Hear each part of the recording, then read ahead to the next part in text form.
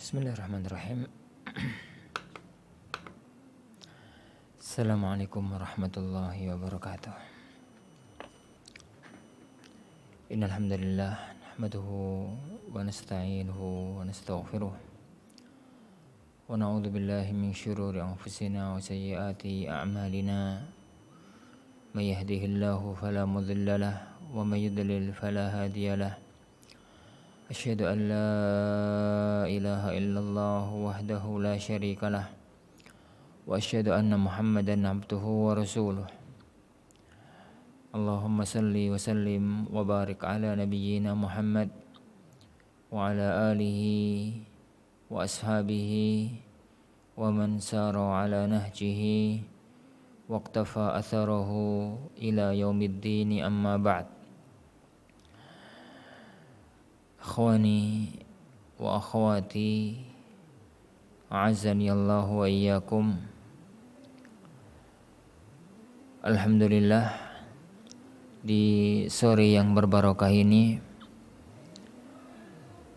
kita kembali dipertemukan oleh Allah Subhanahu wa taala untuk kita lanjutkan kajian kita mempelajari hadis-hadis Rasulullah sallallahu alaihi wasallam yang dikumpulkan oleh Imamul Hafidz Ibnu Hajar Al-Asqalani rahimahullah dalam kitab agung beliau Bulughul Maram. Kita sekarang sampai pada hadis yang ke-2829 dari urut-urutan Kitabus Shiyam. An Aisyah wa Ummi Salamah radhiyallahu anhuma, dari dua ummul mukminin Aisyah dan Ummu Salamah radhiyallahu anhuma, anna nabiyya, bahwasanya Nabi sallallahu alaihi wasallam, kana yusbihu junuba, beliau itu pernah pagi hari sudah masuk waktu subuh itu dalam kondisi junub. Min jima'in, junubnya itu karena jima'. Thumma yaghtasilu wa yasum, kemudian beliau mandi junub, kemudian beliau puasa. Muttafaqun alaih, hadis ini diriwayatkan oleh Imam Bukhari dan Muslim. Wa zada Muslim, Imam Muslim menambahkan, fi hadits Ummi Salamah, dalam hadis Ummu Salamah, wala yaqdi, dan beliau tidak mengqadha, dan beliau tidak mengqadha puasanya. Para ikhwatin azanillahu wa iyyakum, hadis ini menunjukkan kepada kita beberapa faedah ilmiah. Yang pertama, hadis ini menunjukkan bahwa orang yang sedang hadas besar,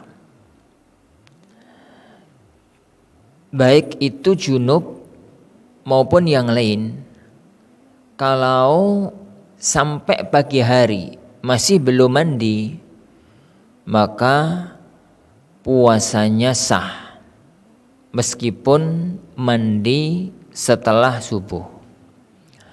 Gambarannya demikian. Jadi gambarannya demikian. Jadi kalau ada orang junub malam hari, malam-malam Ramadan, kumpul dengan istrinya malam-malam Ramadan, dan itu halal.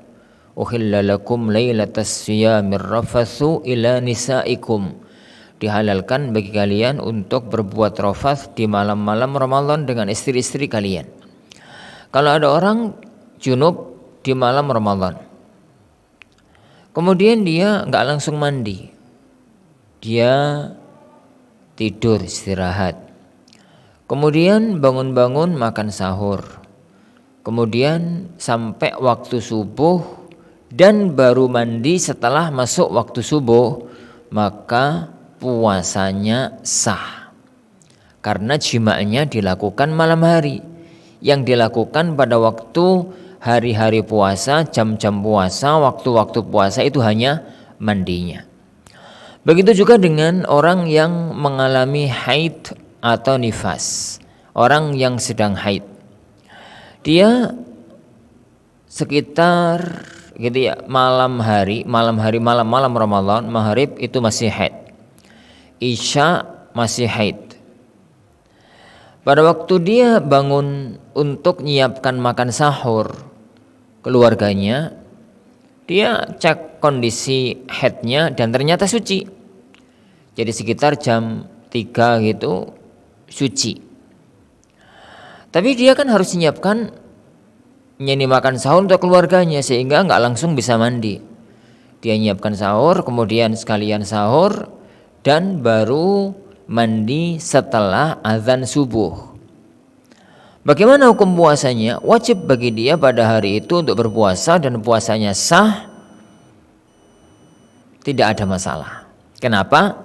Karena tatkala subuh datang, azan subuh datang, dia sudah dalam kondisi suci. Yang ada hanyalah mandinya ba'da azan subuh. Itu aja. Loh, terus apa hubungannya dengan masalah wanita haid tidak sah puasanya? Kaitannya dengan wanita haid, wanita nifas, atau pada waktu siang hari tidak boleh untuk kumpul suami istri, itu adalah haidnya. Jadi kalau waktu subuh itu masih suci, waktu subuh itu masih haid.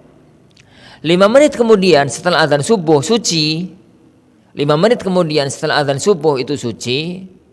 Waktu sholat subuh kan sampai terbitnya matahari, berarti wanita itu wajib untuk mandi terus sholat subuh, tapi puasa hari itu nggak sah.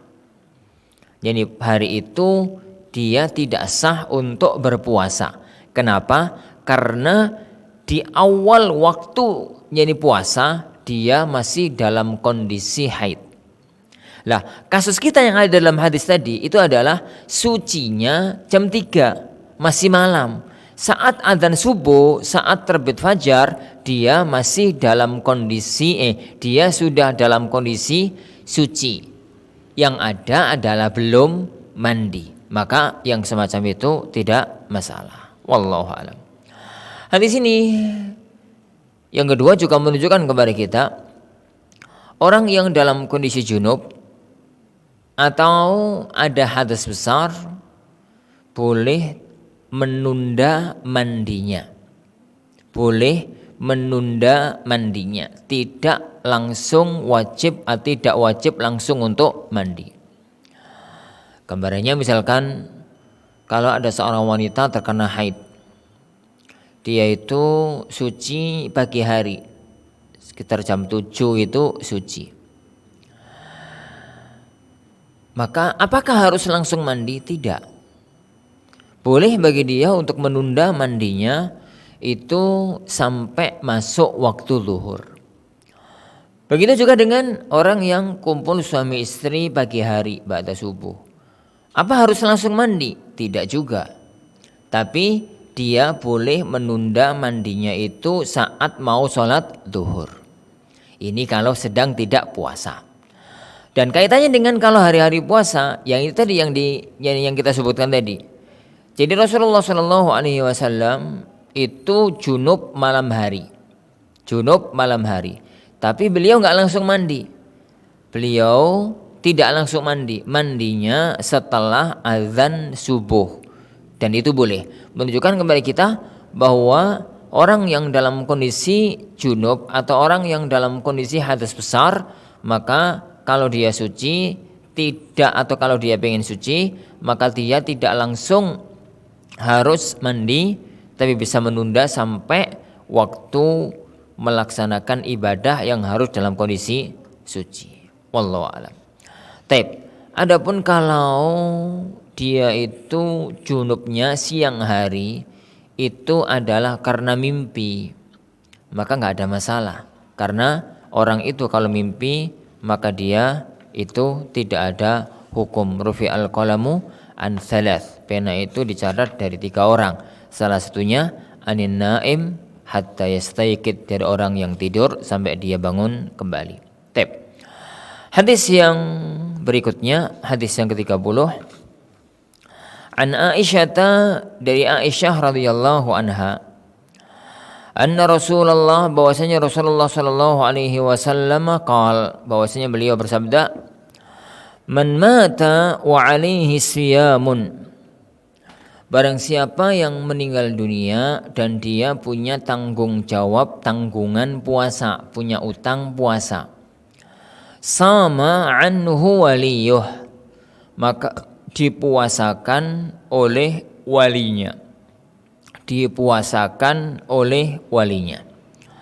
Muttafaqun alaih, hadis ini disepakati oleh Imam Bukhari dan oleh Imam Muslim. Para hadirin azani Allah wa iyyakum. Hadis ini hadis yang perlu untuk kita cermati duduk permasalahannya agar tidak memahami salah terhadap pembahasan hadis ini. Kita bahas dulu makna lafadznya. Yaitu man mata, barang siapa yang dia itu meninggal dunia, wa alaihi siyam, dan dia punya tanggung jawab, punya tanggungan puasa. Dan dia itu punya tanggungan puasa. Menunjukkan bahwasanya ini berkaitan dengan puasa wajib dan tidak berkaitan dengan puasa sunnah. Karena yang namanya tanggungan itu adalah perkara wajib, bukan perkara sunnah. Lah, puasa wajib dalam agama kita itu ada 3. Puasa wajib dalam agama kita itu ada 3. 1, puasa Ramadan.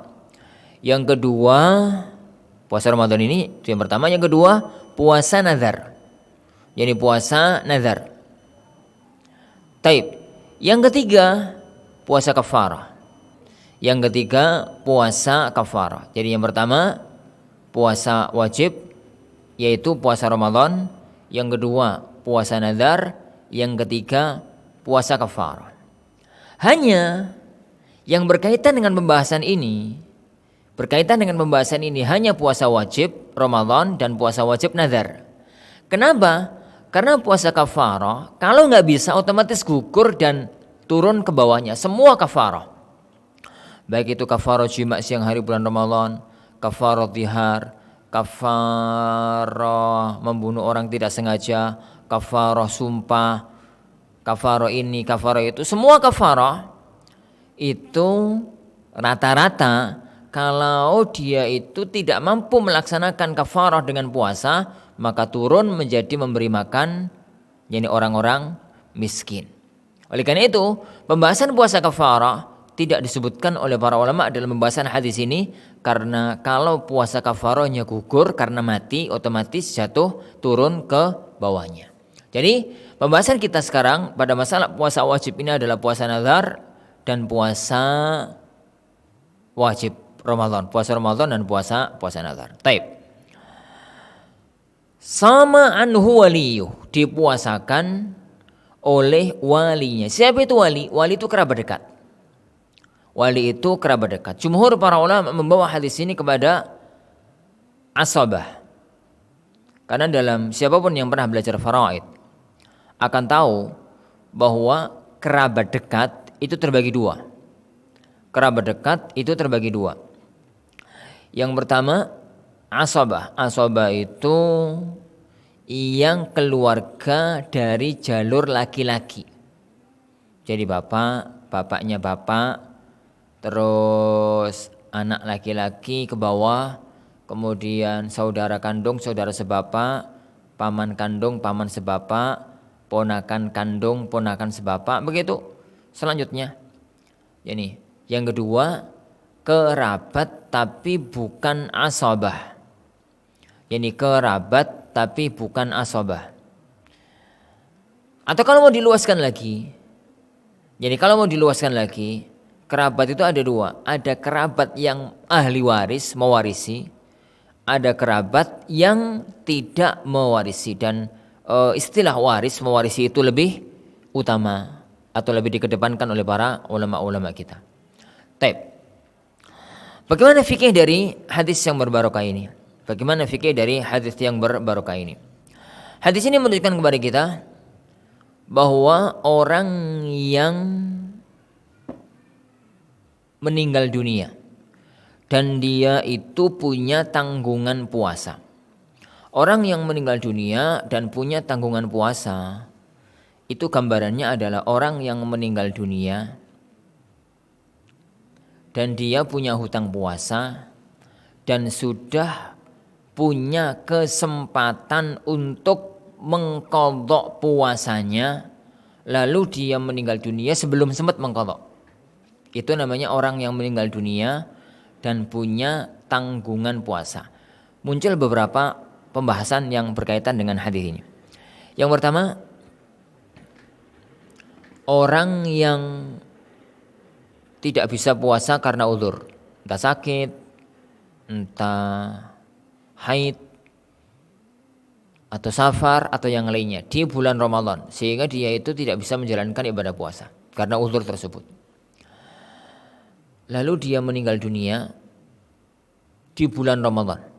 Gambarnya orang safar. Safarnya 3 hari, tanggal 4, 5, 6 Ramadan. 4, 5, 6 Ramadan dia safar. Kemudian dia pulang. Selama safar itu dia tidak puasa. Qadarullah tanggal 10 Ramadan dia meninggal dunia. Qadarullah tanggal 10 Ramadan dia meninggal dunia karena kecelakaan atau karena apa gitu. Orang semacam ini tidak termasuk dalam hadis kita. Karena berarti orang semacam ini memang punya tanggungan puasa, tapi belum punya kesempatan untuk melunasi, untuk mengqadha, karena dia meninggal dunia sebelum keluar dari Ramadan. Maka ini dianggap tidak punya hutang puasa. Kasus dia selesai, nggak ada masalah. Nggak dipuasakan, nggak dibayarkan fidyah. Karena sebenarnya dia itu tidak punya tanggungan puasa.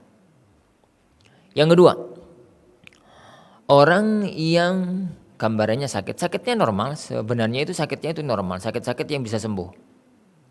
Ini sakit-sakit yang dia itu bisa sembuh. Seharusnya dia itu mengqadha, dia sakit di akhir Ramadan. Tanggal-tanggal 25 Ramadan itu dia sakit. Sampai hari raya masih sakit. Sampai tanggal 5 Syawal masih sakit. Di tanggal 6 Syawal dia wafat. Padahal sakitnya normal, sakit biasa. Bukan sakit-sakit kronis menaun yang gak diharapkan sembuhnya. Tapi sakit-sakit biasa yang diharapkan sembuhnya. Tapi qadarullah, kemudian tanggal 5 Syawal itu atau 6 Syawal tadi dia meninggal dunia. Dia pun tidak masuk dalam hadis ini. Kenapa? Karena dia adalah orang yang memang punya hutang puasa tapi tidak ada kesempatan untuk melunasi puasanya, untuk mengqadha puasanya. Yang kedua, orang yang jenis kedua ini pun tidak ada qadha, tidak ada diqadhakan, dan tidak ada fidyah. Terus hadis ini berkaitan dengan gambaran kayak apa? Hadis ini berkaitan dengan 2 kasus tadi. Tapi dia sudah punya kesempatan untuk mengqadha. Orang musafir tadi yang safar 3 hari, 3, 4, 5 Ramadan. Dia gak puasa pada waktu safar. Kemudian pulang, dia puasa. Sampai hari raya dia puasa. Dia punya utang 3 hari. Hari raya dia gak puasa. Tanggal 2, 3, 4, 5 gitu ya. Sampai 15 Syawal dia itu sehat, normal, sehat, gak safar, sehingga seharusnya dia itu sudah sempat untuk puasa. Tapi gak puasa-puasa, toh waktunya masih longgar gitu ya. Sampai tanggal 15 qadarullah dia kecelakaan meninggal dunia. Orang jenis ini, kasus jenis yang ketiga ini yang masuk dalam hadis ini, yaitu man mata wa alaihi siyam. Dia itu meninggal dunia punya tanggungan puasa 3 hari, sudah diberikan oleh Allah kesempatan untuk bisa mengqadha. Dia mulai tanggal 2 Syawal sampai tanggal 15 Syawal, dia itu kan punya kesempatan untuk mengqadha, tapi belum mengqadha, qadarullah meninggal dunia duluan. Jadi qadarullah dia itu meninggal dunia duluan, maka orang ini meninggal dunia punya hutang puasa 3 hari. Begitu juga dengan kasus orang yang sakit tadi. Orang yang sakit tanggal 25 Syawal itu dia tanggal 25 Ramadan itu dia sakit. Kemudian dia sakit sampai tanggal 10 Syawal. Kemudian dia sehat, alhamdulillah. Dia sehat gitu ya. Qadarullah di akhir bulan Dzulqa'dah wafat. Tapi belum sempat mengqadha puasanya yang 5 hari tadi. Orang ini pun meninggal dunia membawa utang puasa 5 hari. Begitu. Lah, orang jenis ketiga inilah yang masuk dalam hadis ini, yaitu man mata wa alaihi siyam sama anhu waliyun. Taib. Adapun kalau, yaitu yang ketiga ya. Yang keempat, adapun kalau ada orang yang memang wajibnya itu enggak mengqadha. Wajibnya itu fidyah. Yang pembahasan kemarin. Yaitu orang yang sudah sempuh, tua renta atau sakit kronis yang enggak diharapkan sembuhnya. Dia masuk Ramadan tidak bisa puasa dan tidak mungkin untuk mengqadha. Jadi dari awal kewajiban dia itu bayar fidyah. Dari awal kewajiban dia itu bayar fidyah. Orang yang sakit kronis atau orang yang sudah umur ya 80-an, 90-an dan sangat sepuh sekali enggak bisa puasa, enggak kuat kalau berpuasa. Enggak kuat kalau berpuasa. Dia tidak ada harapan untuk mengqadha karena umur dan faktor kesehatan. Orang ini dari awal itu tidak ada kewajiban mengqadha, tapi kewajibannya adalah bayar fidyah. Orang jenis ini pun enggak masuk dalam hadis ini. Karena dia tidak ada kewajiban untuk mengqadha, maka tidak dipuasakan. Tapi begitu dia meninggal dunia, berapa hari enggak puasa dibayarkan qadhanya atau dibayarkan fidyahnya sebagaimana pembahasan yang telah kita bahas pada pembahasan yang kemarin. Oleh karena itu, hendaknya dicermati makna man mata wa alaihi siyam. Yang kedua, bagi orang yang masuk dalam kategori hadis ini, yaitu orang yang meninggal dunia dan dia itu mempunyai kewajiban untuk berpuasa, dan dia itu mempunyai hutang untuk berpuasa. Apakah dipuasakan ataukah dibayarkan fidyahnya? Ada khilaf di kalangan para ulama. Sebagian besar para ulama mengatakan dibayarkan fidyahnya.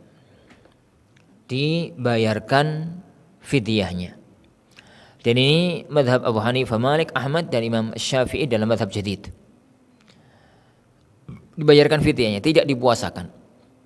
Alasannya, qadha itu salah satu pengganti puasa. Pengganti yang lain ada fidyah. Kalau puasa sendiri nggak bisa, ya sudah gugur menuju ke fidyah sebagaimana yang ada dalam masalah kafarah. Sebagian para ulama mengatakan zahir dari hadis ini dipuasakan. Dibayarkan puasanya. Dan yang mempuasakan adalah walinya, ahli warisnya. Dan itu zahir dari hadis ini, man mata wa alaihi siyamun sama anhu waliyuh. Meskipun secara pribadi Anda bisa cenderung untuk mengatakan, jadi ahli waris bisa memilih. Kalau dia mau mempuasakan, silahkan mempuasakan sebagaimana dalam hadis Aisyah ini. Dan kalau memang tidak mau mempuasakan, maka bisa dibayarkan dengan fidyahnya. Kenapa? Karena jumhur para ulama juga mengatakan bahwa barang siapa yang mau mempuasakan, maka mempuasakan ini sifatnya adalah sunnah. Dalam arti kalau tidak ada yang mau mempuasakan sama sekali, maka boleh-boleh aja dan gak ada masalah. Tapi dibayarkan fidyahnya. Wallahu a'lam. Kenapa? Kok kita katakan ini adalah sunnah? Karena yang menanggung beban itu orang yang meninggal dunia. Tidak mungkin kita katakan walinya wajib untuk mempuasakan.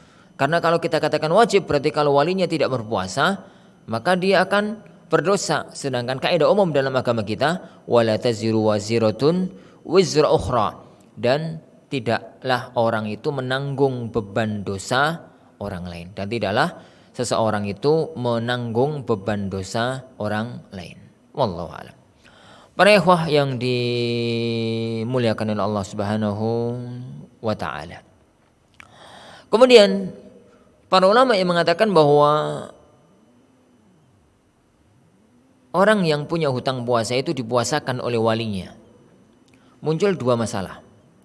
Masalah yang pertama, siapa itu wali? Saya katakan tadi, wali adalah keluarga. Dan keluarga yang paling layak untuk disebut sebagai wali adalah ahli waris. Karena itu jumhur para ulama mengatakan al-wali di sini adalah ahli warisnya. Yang mempuasakan adalah ahli warisnya. Tapi yang kedua, puasa ini puasa apa? Apakah ini untuk semua puasa wajib yang mencakup puasa Ramadan dan puasa nazar?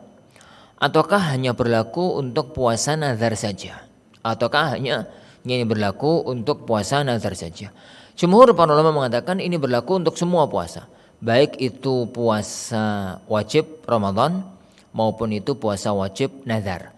Karena hadisnya umum, man sama wa alaihi siyamun sama anhu waliyuh. Barang siapa yang dia itu meninggal dunia, man mata wa alaihi siyam, barang siapa yang meninggal dunia kemudian dia mempunyai hutang puasa, maka dipuasakan oleh walinya atau oleh kerabatnya, oleh ahli warisnya. Dan ini para ikhwah adalah salah satu di antara contoh kasus bahwa ada amal perbuatan yang dilakukan oleh orang yang hidup bermanfaat untuk orang yang telah meninggal dunia.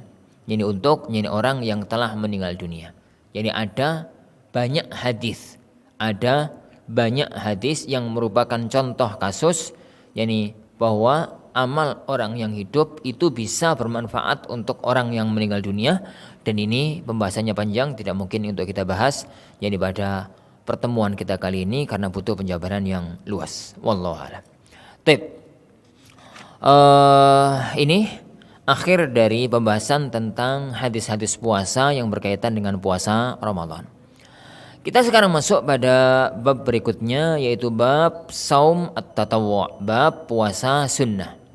Bab yang berkaitan dengan puasa sunnah dan larangan-larangan hari-hari yang dilarang untuk berpuasa. Hadis yang pertama, an Abi Qatadah al-Ansari, dari hadis atau dari Abu Qatadah al-Ansari radhiyallahu anna Rasulullah, bahwasanya Rasulullah sallallahu alaihi wasallam su'ila an saumi yaumi Arafah. Jadi bahwasanya Rasulullah sallallahu alaihi wasallam itu ditanya tentang puasa hari Arafah. Qala, beliau mengatakan, yukaffirus sanata al-madiyata wal baqiyah.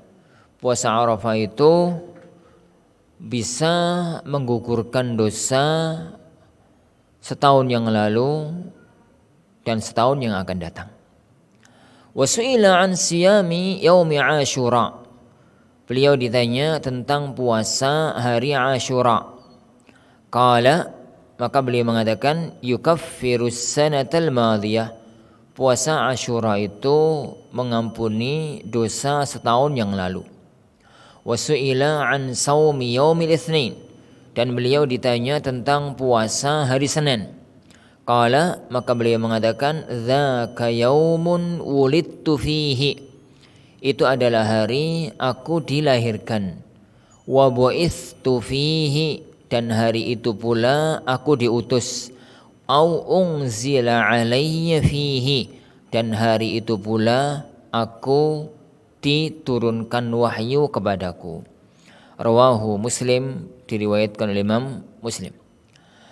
Hadis ini menunjukkan kepada kita para ikhwan azanillahu wa iyyakum bahwa salah satu di antara rahmat Allah Subhanahu wa taala kepada para hamba adalah Allah Subhanahu wa taala memberikan atau mensyariatkan kepada kita amal wajib, dan Allah Subhanahu wa taala mensyariatkan kepada kita amal semisalnya yang sunnah. Kenapa? Yang wajib itu untuk kadar minimal.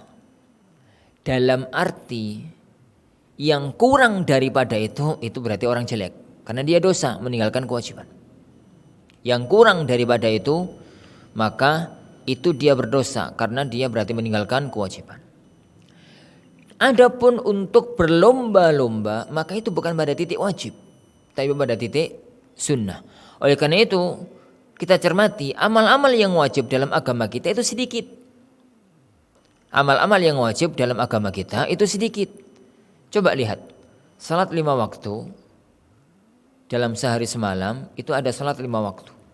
Kalau sekadar wajibnya, wudu dan salatnya tok, satu salat itu nggak sampai 10 menit. Anggaplah 10 menit, berarti 10 kali 5, 50 menit, 1 jam. 1 jam. Sedangkan kita punya waktu 24 jam. Sangat sedikit dibandingkan dengan waktu yang kita miliki. Puasa sebulan. Siang hari aja. Jadi dalam sebulan. Waktu yang kita miliki 12 bulan.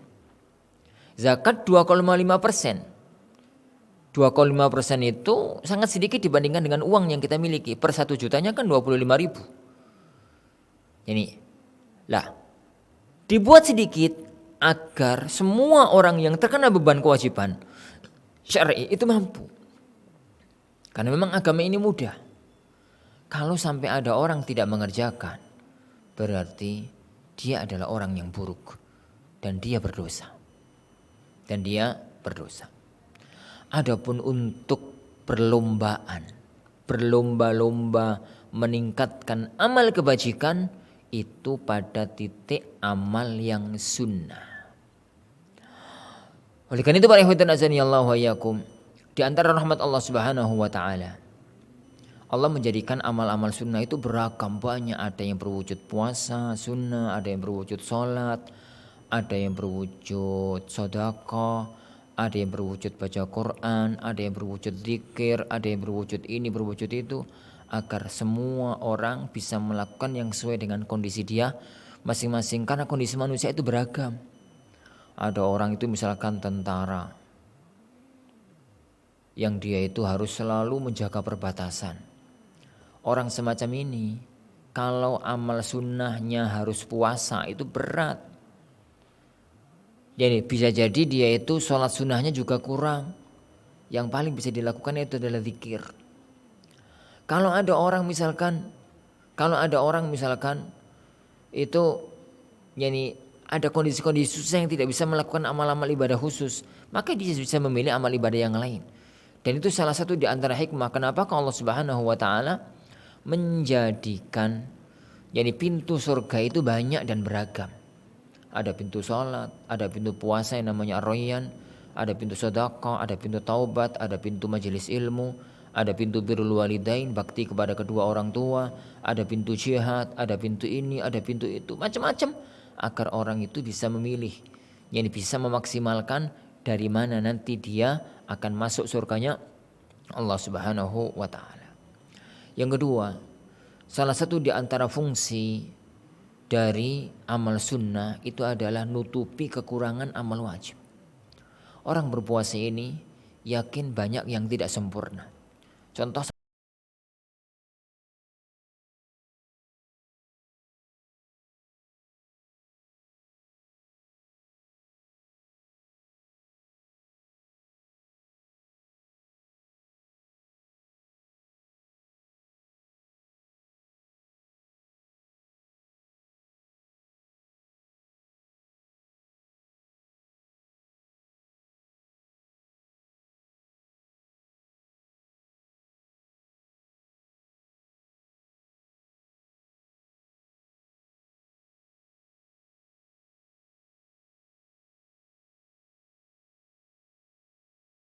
ma yuhasabu bihil abdu yaumal qiyamah shalah, yang pertama kali akan dihisab oleh Allah adalah salatnya. Kemudian Allah mengatakan kepada para malaikat, yani tatkala melihat salatnya itu bolong-bolong, ya ada yang enggak sempurna gitu ya, ungduru yani halahu min tatawwu. Lihatlah apakah dia itu sunnah-sunnah atau salat-salat tatawwu, salat-salat sunnah. Yani kalau dijawab ada, maka jadi nanti kekurangan yang ada dalam salat wajib itu ditutupi dengan amal-amal atau salat-salat dia yang sunnah.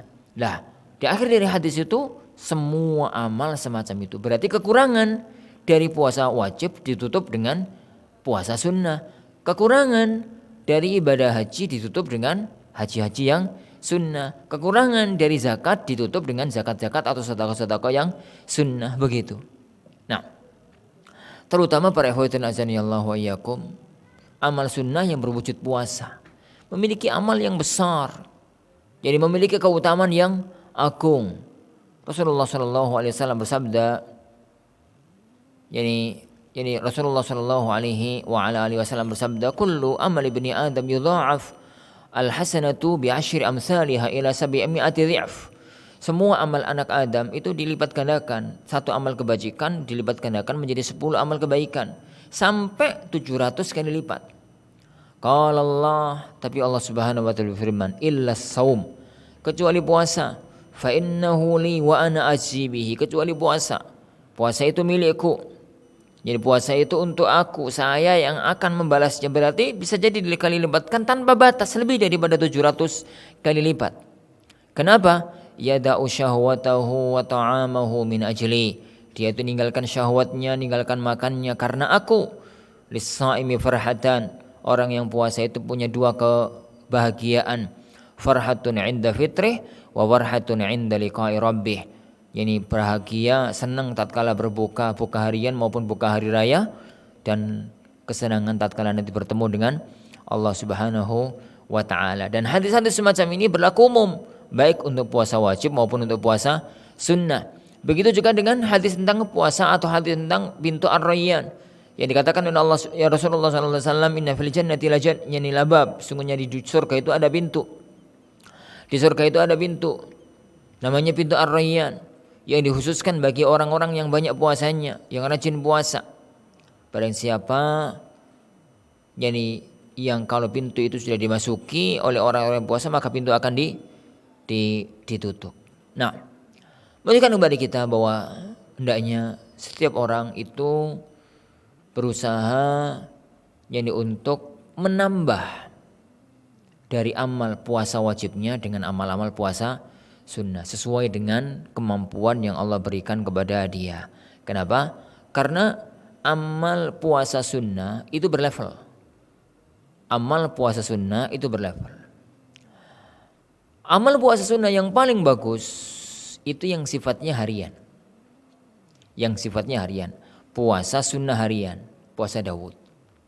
Puasa Daud. Yang dikatakan oleh beliau sallallahu alaihi wasallam, afdhalus siyam ba'da Ramadan saumu akhi. Yani Daud yasumu yauman wa yuftiru yauma. Sebaik-baik puasa setelah Ramadan adalah puasa saudaraku Daud, puasa sehari, berbuka sehari. Tapi enggak semua orang mampu melakukan ini, terutama para pekerja berat. Yang enggak bekerja berat aja enggak siap untuk melakukan puasa Daud. Kalau memang enggak siap untuk puasa Daud, maka turun derajat. Turunkan puasa pekanan. Puasa pekanan itu hitungannya per pekan. Jadi kalau tadi itu sehari puasa sehari enggak, sehari puasa sehari enggak. Itu lah, kalau ini sifatnya pekan, setiap pekan 2 hari. Sabtu, Senin dan Kamis. Itu yang masyhur dengan nama puasa Senin Kamis. Kalau puasa harian, puasa sunnah harian itu 15 hari dalam sebulan. Kalau puasa pekanan ini 8 hari dalam sebulan. Senin, Kamis. Kalau berat enggak mampu ya wis. Puasa bulanan, puasa sunnah bulanan. Puasa sunnah bulanan ini 3 hari dalam sebulan. Puasa Ayyamul Bidh. Puasa hari-hari terang 13, 14, 15. Kalau uzur di hari-hari itu bisa di hari-hari yang lain. Kalau ini enggak mampu juga ya sudah. Tapi ada puasa puasa sunnah yang sifatnya tahunan. Setahun sekali. Dan puasa sunnah sifatnya tahunan itu ada 3. 1, 6 hari di bulan Syawal. Yang kedua puasa Arafah dan puasa Dzulhijjah. Yang ketiga puasa Asyura. Puasa Asyura. Taib. Itu puasa itu. Dan masih ada puasa lain yaitu puasa mutlak. Itu puasa yang mau puasa ya puasa, terutama pada bulan-bulan khusus, pada bulan-bulan yang dia itu berada di bulan-bulan mulia kayak Sya'ban atau di bulan-bulan haram, Rajab, gitu ya, Dzulqa'dah, Dzulhijjah, Muharram dan yang lainnya. Taib. Perhatian azanillahu wa iyyakum. Puasa-puasa yang sunnah ini semuanya boleh digabung, boleh dilakukan. Kecuali kalau puasa Daud. Mananya kalau ada orang itu puasa pekanan, bulanan, tahunan, digandeng jadi satu. Senin Kamis iya, Ayyamul Bidh iya, puasa tahunan iya. Boleh? Boleh. Dan itu amal kebajikan. Yang enggak boleh dalam mazhab yang rajih, ada khilaf di kalangan para ulama mengenai masalah ini. Dalam mazhab yang lebih kuat adalah kalau orang puasa Daud. Kalau orang puasa Daud maka jangan digabung dengan puasa yang lain. Kalau puasa Daud ya sudah puasa Daud tok, jangan digabung dengan puasa yang lainnya. Kenapa? Karena Rasulullah SAW tatkala berbicara kepada Abdullah bin Amr bin As yang ingin puasa tiap hari, maka beliau tatkala ngomong puasa Daud, beliau mengatakan, yani sauma akhi Daud, puasalah kamu kayak saudaraku puasa Daud. Yani puasa Nabi Daud. gitu ya. Sehari puasa, sehari tidak. Rasulullah SAW menutup hadisnya dengan wala tazid alaih. Jangan kamu tambahi. Jangan kamu tambahi dari puasa Daud. Adapun kalau seseorang ingin untuk puasa Daud sekaligus ingin untuk puasa yang sifatnya tahunan yang besar kayak Arafah itu, putus dulu puasa Daudnya sehari. Yani kemudian puasa Arafah atau puasa Dzulhijjah atau puasa Asyura, kemudian nanti setelah itu baru dilanjutkan dengan puasa Daud. Setelah yani dia memutus puasa Daudnya 1-2 hari sebelumnya, kemudian puasa Asyura, kemudian sehari diputus, kemudian setelah itu baru puasa Daud kembali. Wallahu a'lam. Waktunya mepet. Kita bahas hadis ini. Cara ringkas hadis ini memberikan kepada kita 3 jenis puasa. Yang pertama puasa Arafah. Puasa Arafah itu puasa yang dilakukan saat orang-orang haji sedang wukuf di Arafah. Makanya dinamakan dengan puasa Arafah. Berarti kapan? Tanggal 9 Dzulhijjah. 9 ini pakai patokan 9 mana? 9 ini dengan segala khilaf yang ada di kalangan ahli ilm pakai patokan tanggal 9 negeri masing-masing. Pakai patokan tanggal 9 negeri masing-masing. Jadi 1 hari sebelum hari raya di negeri itu, maka hari itu namanya hari Arafah untuk negeri itu. Tanggal 9 Dzulhijjah. Puasa tanggal 9 Dzulhijjah ini memiliki keutamaan yang sangat besar, yaitu mengampuni dosa setahun yang lalu dan mengampuni dosa setahun yang akan datang. Puasa Dzulhijjah itu para ikhwah sekalian yang Allah Subhanahu wa taala, itu kalau kita gabungkan tentang puasa Dzulhijjah itu ada 2 level. Satu puasa Arafahnya, dan itu adalah puasa yang terbaik. Yang kedua puasa mutlak, dan itu adalah puasa tanggal 1 sampai tanggal 10. Tapi tanggal 10-nya kan gak boleh puasa, berarti tanggal 1 sampai tanggal 9. Jadi tanggal 1 sampai tanggal 9 itu semuanya disyariatkan puasa mutlak. Puasa mutlak.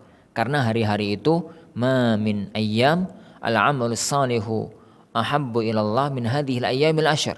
Tidak ada amal-amal kebajikan, tidak ada hari-hari yang amal kebajikan itu lebih dicintai oleh Allah dibandingkan dengan amal kebajikan di 10 hari pertama bulan Dzulhijjah. Dan puasa termasuk salah satu di antara amal yang mulia, yang itu adalah amal kebajikan. Hanya di antara tanggal 1 sampai tanggal 9, puasa yang paling mulia adalah puasa tanggal 9-nya, yaitu puasa hari Arafah. Ini puasa yani hari Arafah. Wallahu a'lam. Apa itu puasa Asyura? Puasa Asyura itu puasa Asyura itu yani puasa yang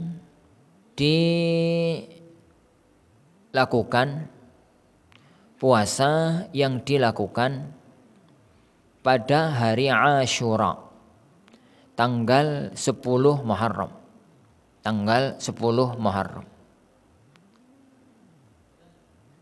Rasulullah SAW melakukannya dan Rasulullah SAW memerintahkannya.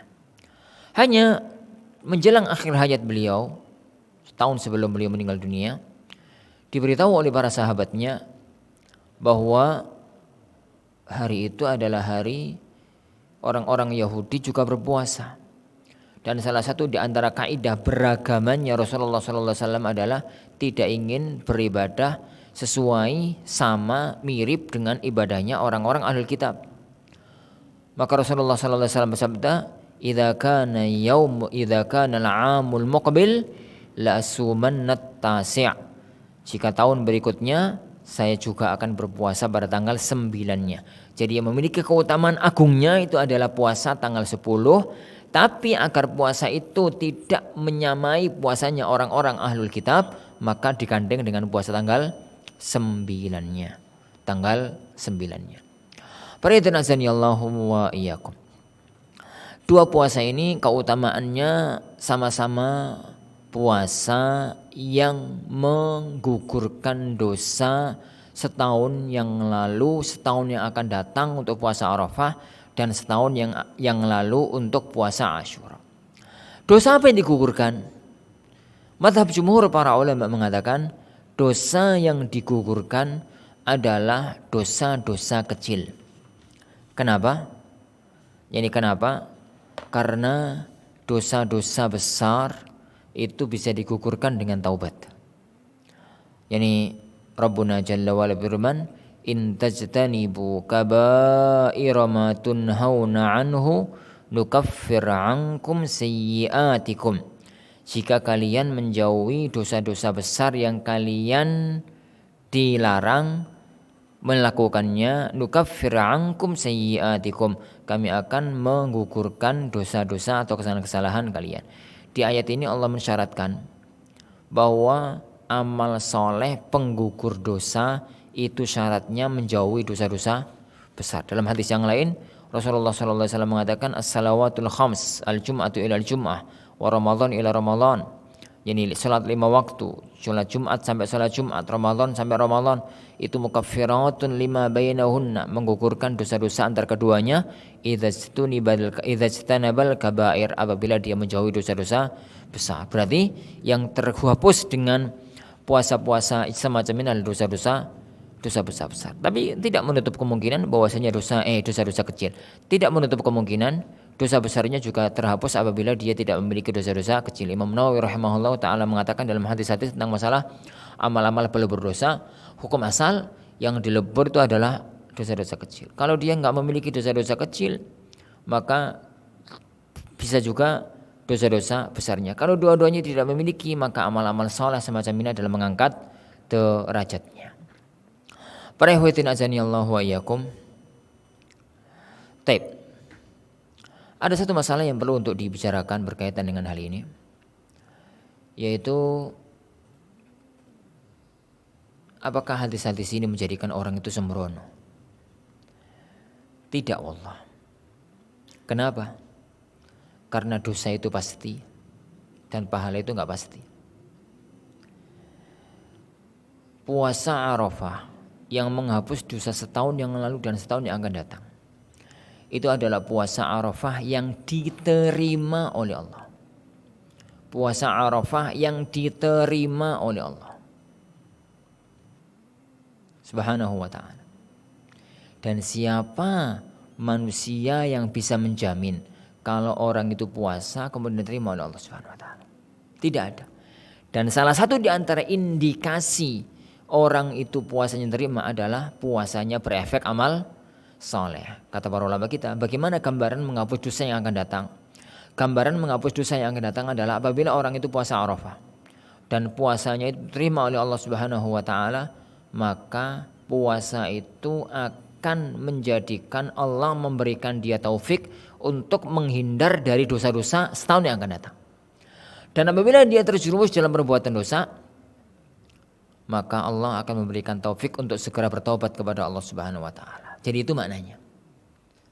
Jadi tidak ada kata bagi orang kalau sudah puasa Arafah kemudian dia bebas karena merasa dosa setahun sudah terhampuni.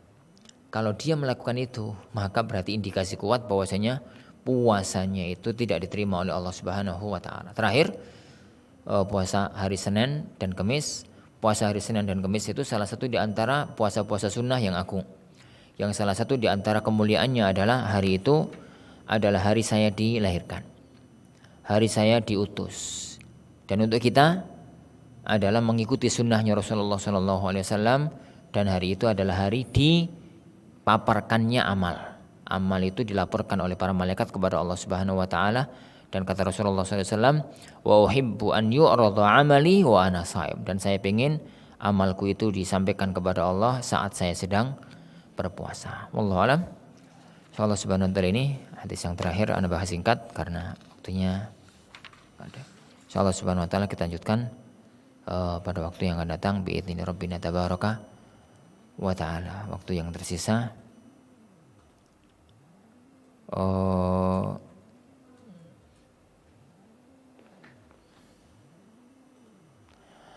kita gunakan untuk membahas beberapa pertanyaan yang ada.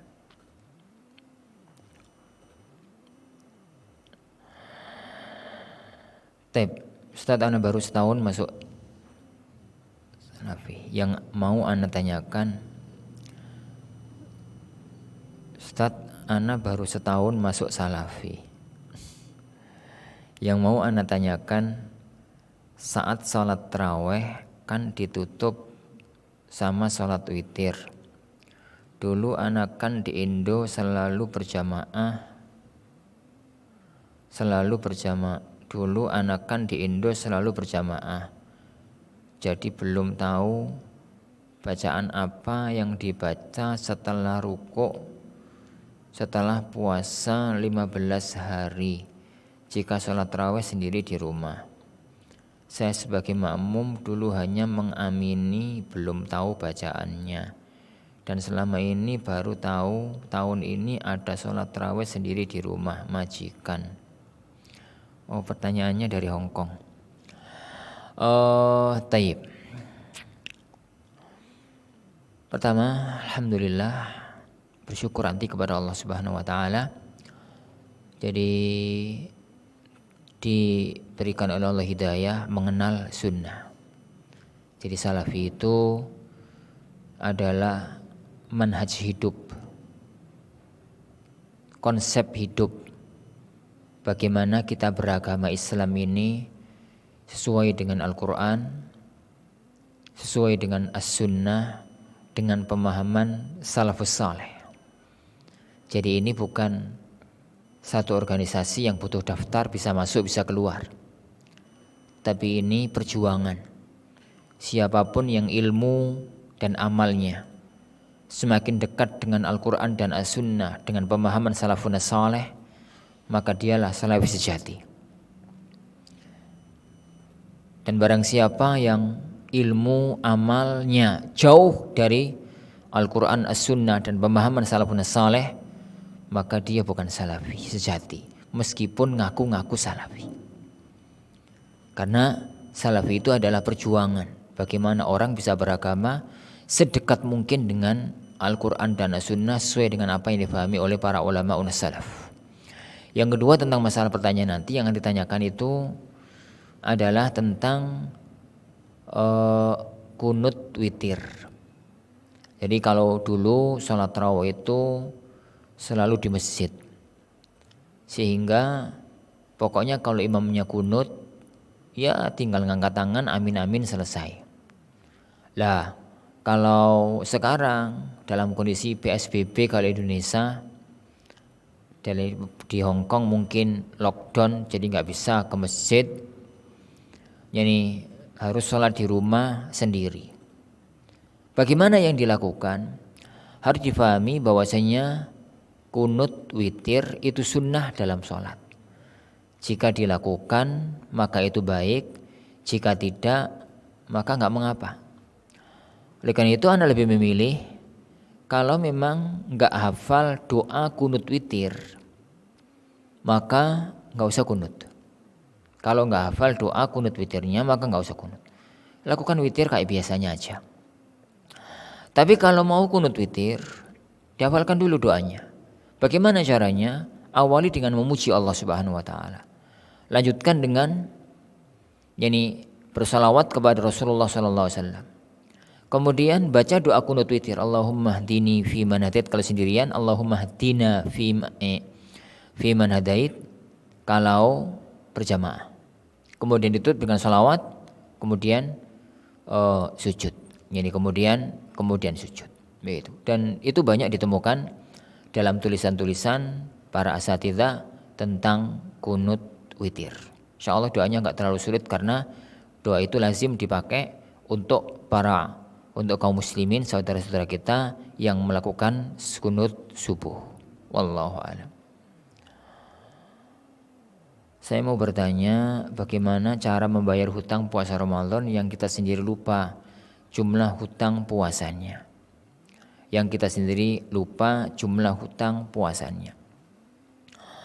Pertama, bertobat kepada Allah Subhanahu wa taala. Karena kalau sampai lupa, itu kemungkinan besar bertahun-tahun. Kalau cuma tahun kemarin, itu secara umum gak lupa. Bertobat kepada Allah Subhanahu wa taala, kok bisa kewajiban lupa. Itu yang pertama. Yang kedua, Yang kedua, yani kalau itu kisarannya masih setahun, coba ingat-ingat. Ingat-ingat kira-kira berapa hari. Kalau nanti menemukan ketemu berapa harinya, alhamdulillah. Kalau tidak, ambil prediksi yang yakin. Jadi kalau antara ragu-ragu, mungkin 3 hari atau 4 hari atau 5 hari. 3, 4, 5, ambil 5. Karena dalam kondisi ini 5 yang yakin dan yang lebih hati-hati. 5 yang yakin dan lebih hati-hati. Jadi ambil yang yakin. Ambil yang yakin.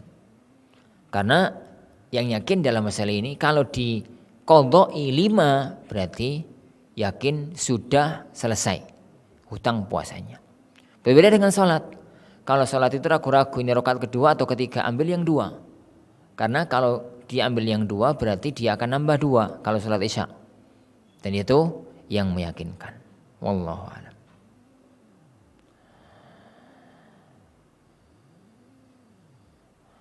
Pak Ustadz, kalau sholat taraweh dikerjakan di sepertiga malam, apakah niatnya diniatkan sholat taraweh atau tahajud? Taraweh, tahajud, witir, sholat malam, qiyamul lail, qiyam Ramadan itu berbagai istilah untuk satu hakikat yang sama, yaitu sholat sunnah yang dilakukan malam hari ba'da isya sampai sebelum subuh. Hanya penamaannya beda-beda karena ditinjau dari berbagai sudut yang berbeda-beda. Kita namakan dengan salatul lail karena memang itu salat yang dilakukan di malam hari. Dinamakan dengan salatul witir karena salat itu ditutup dengan angka ganjil. Dinamakan dengan qiyamul lail, qiyam itu berdiri. Kenapa? Karena salat itu rukun terpanjangnya berdiri. Dinamakan dengan qiyamu Ramadan kalau malam-malam Ramadan. Dinamakan dengan salat tahajud diambil dari kata-kata tahajjada. Ya tahajjadu itu bangun tidur. Tahajjada ya tahajjadu itu bangun tidur. Karena biasanya sholat ini dilakukan setelah bangun tidur. Dinamakan dengan salatut tarawih karena kalau hari-hari Ramadan yang diajarkan oleh Rasulullah SAW itu sholat ini enggak langsungan, tapi disela-selai dengan rohah, istirahat, sehingga namanya oleh para ulama dengan salat tarawih. Oleh karena itu, kalau ada orang ba'da salat isya malam-malam Ramadan tidur, kemudian bangun tidur jam 3, jam 1, jam 2 dia salat, itu salat tarawih juga salat tahajud. Salat tarawih juga salat tahajud. Enggak ada masalah yang itu. Ia katakan diniatkan dalam hatinya bahwasanya ini adalah salat tahajud, ini adalah salat tarawih. Wallahu a'lam. Ustadz, apa hukumnya wanita yang minum obat penunda haid agar dia bisa sempurna puasa dan beribadah di 10 hari terakhir bulan Ramadan? Cara pribadi Anda lebih cenderung untuk mengatakan makruh. Kenapa? Karena haid itu tabiat anak wanita, tabiat anak manusia yang perempuan. Tatkala Rasulullah SAW mengomentari Aisyah yang nangis pada waktu haid, beliau mengatakan, yani hadza syai'un katabahu Allahu ala banati Adam. Itu adalah sesuatu yang memang sudah Allah tetapkan, yang terjadi pada anak-anak wanita dari anak keturunannya Nabi Adam. Yang kedua, obat penghalang haid itu menghalangi sesuatu yang normal. Dan menghalangi sesuatu yang normal mesti ada efek buruknya bagi badan. Mesti ada efek buruknya bagi badan. Dan sesuatu yang berefek buruk itu jelek. Yang ketiga, orang itu kalau ada ulur, maka dia akan tetap mendapatkan pahala sempurna kayak kalau nggak ada ulur. Kata Rasulullah SAW, "Man kana musafiran au maridan kutiba lahu yani mithla ma kana sahihan muqima. Barang siapa yang orang itu safar atau sakit, maka dia akan ditulis mendapatkan pahala sempurna seandainya dia itu sehat dan tidak safar. Orang yang biasa puasa sunnah, kemudian suatu hari dia sakit, maka dia tetap mendapatkan pahala puasa sunnah tersebut meskipun gak puasa. Orang yang biasa sholat malam, kemudian suatu hari dia sakit gak bisa sholat malam, maka dia akan tetap mendapatkan pahala sholat malamnya secara sempurna. Dan itu kemurahan Allah Subhanahu wa ta'ala. Kalau memang dia itu terbiasa puasa, kemudian biasa baca Quran, biasa sholat malam, kemudian terhalang karena haidnya, dia akan tetap mendapatkan pahalanya secara sempurna. Jadi tidak perlu untuk menutup itu. Jadi tidak perlu untuk melakukan hal tersebut. Yang keempat, tidak semua amal kebaikan di bulan Ramadan terhalangi dengan haid. Dia masih bisa untuk berzikir, memperbanyak zikir. Masih bisa untuk bersedekah. Masih bisa untuk membaca Quran dalam mazhab yang rajih. Jadi masih bisa untuk amal-amal yang lainnya. Gak bisa kan hanya dua, puasa dan sholat. Itu yang gak bisa. Dan tetap mendapatkan pahala yang sempurna. Yang terakhir itu bisa diqadha. Puasa itu bisa untuk diqadha. Oleh karena itu saya anjurkan untuk tidak melakukan itu. Karena puasa ini sifatnya tahunan. Dan itu terjadi dimanapun berada. Beda kalau orang haji. Beda kalau orang berangkat umroh. Itu setahun bisa sekali. Seumur hidup bisa sekali. Dan ada banyak masalah kalau kemudian dia tatkala berangkat haji kemudian dia haid atau nifas atau yang lainnya. Maka untuk haji dan umrah itu kasusnya berbeda, sehingga kita sunahkan atau kita anjurkan untuk melakukan antisipasi agar tatkala di tanah suci tidak terjadi haid atau nifas. Untuk puasa ini kasusnya berbeda karena ini adalah ibadah yang bisa dilakukan tahunan dan dilakukan dimanapun tanpa terikat dengan tanah suci. Wallahu a'lam.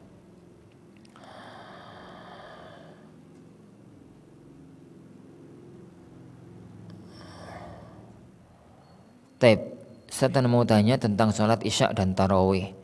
Ana pernah ngalamin kejadian dulu ana sering sholat isya dan tarawih di masjid yang agak lama iqamatnya, sekitar 5-10 menit dari masjid-masjid yang lain. Pernah satu kali ana mau sholat isya di masjid tersebut. Sewaktu sampai di masjid, imam sudah baca Al-Fatihah di rakaat pertama. Ketika rakaat kedua ternyata imam berdiri untuk rakaat ketiga. Saat itu ana baru menyadari ternyata itu sholat tarawih, bukan sholat isya. Dan ternyata isyanya dipercepat dari biasanya. Jadi ana ikut imam dan tidak tahiyat awal.